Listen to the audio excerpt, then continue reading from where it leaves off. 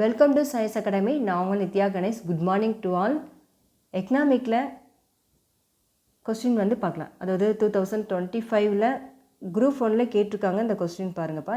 இந்த வீடியோவில் 2 கொஸ்டின் சம்மந்தமாக நம்ம பார்க்க போகிறோம். ஃபஸ்ட்டு கொஸ்டின் பாருங்கள். சரியான இணையை தேர்வு செய்க. ஆன்சர் பார்த்திங்கன்னா பி 2 மற்றும் 4 சரி. ஓகேங்களா?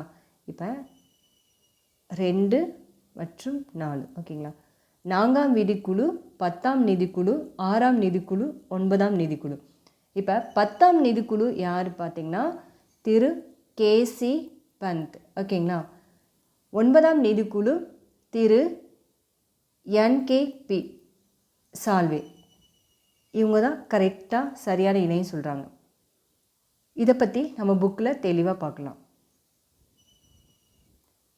புக்கில் பாருங்கப்பா. 12th ஸ்டாண்டர்டில் 9th லெசனில் நிதி பொருளியல் அந்த லெசனில் பார்த்திங்கன்னா இந்த ஒரு பாக்ஸ் இருக்கும். நிதிக்குழுவின் வரலாறு. மொத்தம் நிதிக்குழுவின் வரலாறு மொத்தம் 15 இருக்குது. நிதிக்குழு வந்து மொத்தம் 15 இருக்குப்பா. ஃபஸ்ட்டு பாருங்கள், நிதிக்குழு ஏற்பட்ட ஆண்டு, தலைவர், செயல்படும் காலம். ஃபஸ்ட்டு வந்து நிதிக்குழு வந்து அவங்க வந்து எப்போ ஜாயின் பண்ணுறாங்க, அவங்க தலைவரோட பேர், அவங்க எத்தனை வருஷமாக நிதிக்குழு தலைவராக இருந்திருப்பாங்க, காலம். ஓகேங்களா? இப்போ ஃபஸ்ட்டு பார்க்கலாம். முதலாவது நம்ம அந்த கொஸ்டின் இருக்கிறத மட்டும்தான் நான் மார்க் பண்ணியிருப்பேன். 4ஆவது நிதிக்குழு பாருங்கள். ஆக்சுவலி 9ஆவது பார்த்தோம், 4ஆவது பார்த்தோமா? பாருங்கள், 9, 10 தான் சரியானது. பாருங்கள், 9ஆவது 10ஆவது கொஸ்டின் பார்த்தா தெரிஞ்சிடும். கொஸ்டின் பாருங்கள், 10ஆவதும் 9ஆவது 2, 4 தானே? அது தானேப்பா. இப்போ பார்த்தீங்களா பாருங்கள், கேசி பந்த் இருக்காங்களா, இங்கே வந்து சால்வே. புக்கில் பார்த்தீங்களா கேசி பந்த் வந்து 10ஆவது நிதிக்குழு, 9ஆவது நிதிக்குழு NKP சால்வே. ஓகேங்களா? இப்போ வருஷம் பார்த்திங்களா, நம்ம ஃபஸ்ட் 2 பார்த்துட்டு வரலாம். ஓகேங்களா? ஃபஸ்ட்டு முதலாவது பார்த்திங்களா 1951 வருஷம் ஞாபகம் வச்சுக்கோங்க. கேசி நியோகி அப்படின்னு அந்த தலைவர் வந்து ஃபஸ்ட்டு வந்து நிதிக்குழு தலைவராக இருக்கார். 1952லேருந்து 57 இவரோட வருஷம் 5 வருஷமாக வந்து நிதிக்குழு தலைவராக இருந்திருக்காரு. அதுக்கு பின்னாடி 2ஆவது தலைவர் யார் பார்த்திங்கன்னா 1956லேருந்து கேசி சந்தானம். இவர் வந்து எத்தனை வருஷம் இருக்கார்? இவர் 5 வருஷம் இருந்திருப்பார். 1957லேருந்து 62. 3ஆவது பார்த்திங்கன்னா 1960 ஏகே சந்தா அப்படின்னா 1962லேருந்து 66. 4ஆவது பார்த்திங்கன்னா 1964லேருந்து PV ராஜ் மன்னார் அப்படின்னு 1966லேருந்து 69. 5ஆவது பார்த்திங்கன்னா 1968லேருந்து மகாவீர் தியாகி. ஓகேங்களா? 5ஆவது மகாவீர் தியாகி 1969லேருந்து 74. 6ஆவது பார்த்திங்கன்னா 1972 கே பிராமணன் ரெட்டி 1974லேருந்து 79. 7ஆவது பார்த்திங்கன்னா தலைவராக இருந்தவர் 1977 JM சாலட். ஓகேங்களா? அவர் வருஷம் குறிப்பாக மொத்தம் 5 வருஷம் இல்லை 4 வருஷம் 3 வருஷத்தில் இருந்திருப்பாங்க எல்லா பேரும். அதெல்லாம் நீங்கள் அந்த இயர் வச்சு பார்த்தாவே உங்களுக்கு தெரிஞ்சிடும். ஓகேங்களா? இப்போ வந்து 7ஆவது பார்த்திங்கன்னா சாலட் 1979லேருந்து 84 முடிய இருந்திருக்காரு. 8ஆவது தலைவர் வந்து 1983 ஒய்பி சவான். இவர் வந்து 1984லேருந்து 89. 9ஆவது தலைவராக இருக்கிறவர் சால்வே. அவர் தான் 1987 வருஷம் NKP சால்வே. ஓகேங்களா? 1989லேருந்து 95. 10ஆவது 1992 கேசி பந்த் 1995லேருந்து 2000 முடியும்.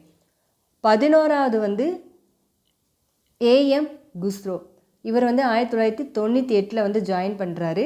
இவரோட காலம் வந்து 2000லேருந்து 2005 முடியும். 12ஆவது வந்து 2002 வந்து ஜாயின் பண்ணுறாங்க. சி ரங்கராஜன். ஓகேங்களா? இவர் வந்து 2005லேருந்து 2010 முடிய இருக்கார் இவரோட காலம். 13வது 2007 வந்து ஜாயின் ஆகிறாரு. இவரை வந்து டாக்டர் விஜய் எல் கேல்கார் அவரோட வருஷம் பார்த்திங்கன்னா 2010லேருந்து 15. 14வது தலைவராக இருப்பது டாக்டர் ஒய்வி ரெட்டி. ஓகேங்களா, ஒய்வி ரெட்டி 2013 வந்து ஜாயின் பண்ணுறாரு. 2015லேருந்து 20 முடியும். ஓகேங்களா. 15வது 2017 என்கே சிங். ஓகேங்களா, இவர் வந்து 2025. மொத்தம் நிதிக்குழு வரலாறுன்னு பார்த்து அதில் மொத்தம் அந்த தலைவர் வந்து எத்தனை வருஷ காலம் வாழ்ந்திருக்காங்க, வந்து தலைவராக இருந்திருக்காங்க, நிதிக்குழு தலைவராக இருந்திருக்காரு. அந்த அவங்க ஏற்பட்ட, அதாவது அந்த நிதிக்குழு தலைவர் வந்து பொறுப்பேற்றுற அந்த வருஷம் முக்கியம். அவங்க எத்தனை வருஷமாக அந்த நிதிக்குழு தலைவராக இருந்திருக்காங்க. 1வது 2வது 3வது மொத்தம் 15 இருக்குது.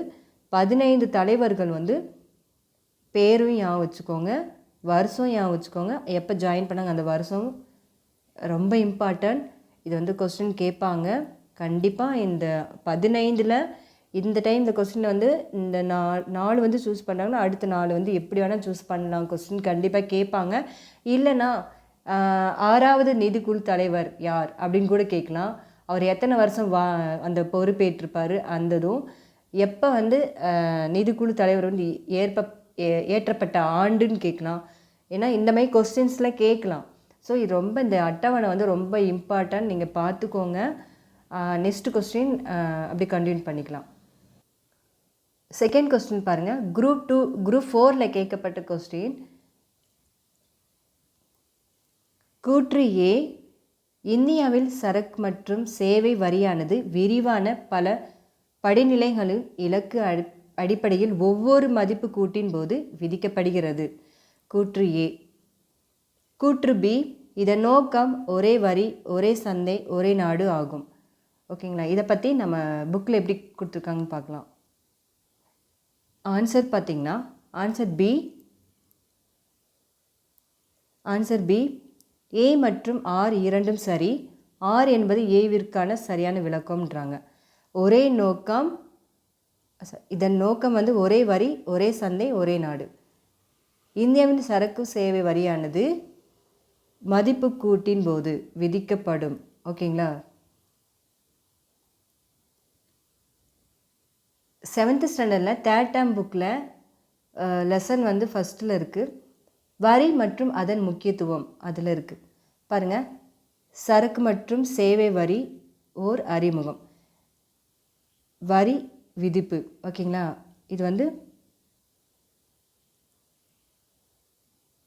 முந்தைய மறைமுக வரி கட்டமைப்பு மற்றும் அதன் சிரமங்கள் இந்திய வரி விதிப்பு வரலாறு பண்டைய காலத்திற்கு செல்கிறது. யார் எழுதியிருக்காருன்னா கௌடில்யர் எழுதிய அர்த்த சாஸ்திரத்தின் கூற்றுப்படி பண்டைய காலங்களில் வரி விதிக்கப்படும்.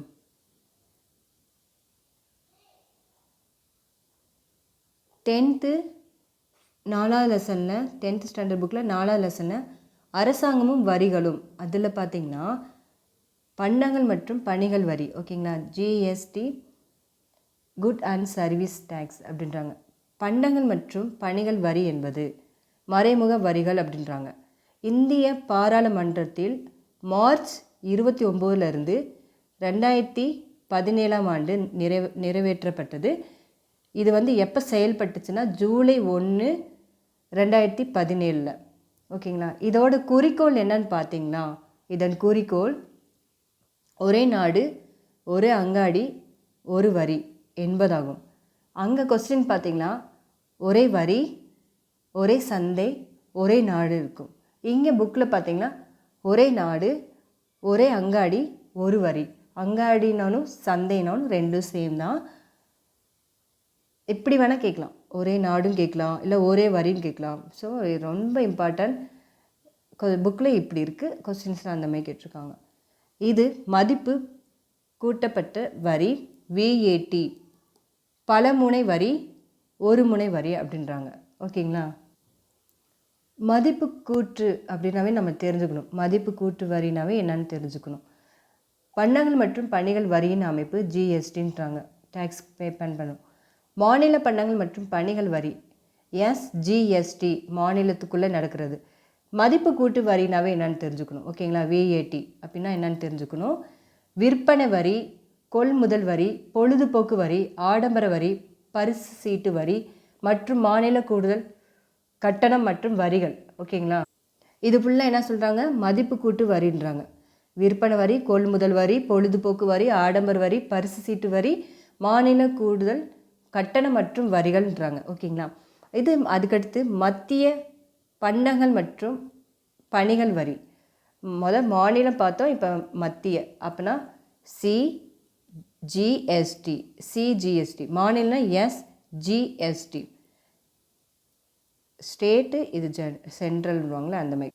இப்போ மத்திய பண்டங்கள் என்னென்ன கொண்டு வராங்க, என்னென்ன வரிகள் கொண்டு வந்திருக்காங்க பார்த்திங்கன்னா, மத்திய சுங்க வரி, சேவை வரி, ஈடு செய்வரி, கூடுதல் ஆயுத தீர்வை, கூடுதல் கட்டணம், கல்வி கட்டணம், கல்வி மற்றும் மேல்நிலை கல்வி வரி, கல்வி சுங்க வரி, சேவை வரின்னு சொல்லி கொடுத்துருப்பாங்க. ஸோ கல்வி சம்மந்தமாக இருக்கிற மத்திய, நம்ம அந்த பொழுதுபோக்கு ஆடம்பரம் அந்த மாதிரி இருக்கிறது வரி, பரிசு சீட்டு கட்டண வரிகள்னால் மாநில பண்டங்கள், ஓகேங்களா. நெக்ஸ்ட்டு ஒருங்கிணைந்த பண்டங்கள் மற்றும் பணிகள் வரி ஐஜிஎஸ்டி, ஒருங்கிணைந்த பண்டங்கள் மற்றும் பணிகள் வரி. இதோட டேக்ஸ் பார்த்திங்கன்னா மாநிலங்களுக்கு இடையே, ஃபஸ்ட் ரெண்டு மாநிலத்துக்குள்ளேயே நடக்கும், இது மாநிலத்துக்கு இடையே. என்னென்னு பார்த்திங்கன்னா 4 முக்கிய ஜிஎஸ்டி விதிகள் இருக்குது. அது என்னென்னு பார்த்திங்கன்னா 5%, 12%, 18%, 28% இருக்குது. இது 2 மாநிலங்களுக்கு இடையே நடக்கிறதுனால இந்த ஜிஎஸ்டி என்ன பண்ணுறாங்க, என்னென்ன கொண்டு வந்திருக்காங்கன்னா காய்கறிகள், உணவு தானியங்கள், வாழ்க்கைக்கு தேவையான அத்தியாவசிய பண்டங்கள் இந்த வரிகளுக்கு முக்கியம். Okay student, thank you to all, thank you.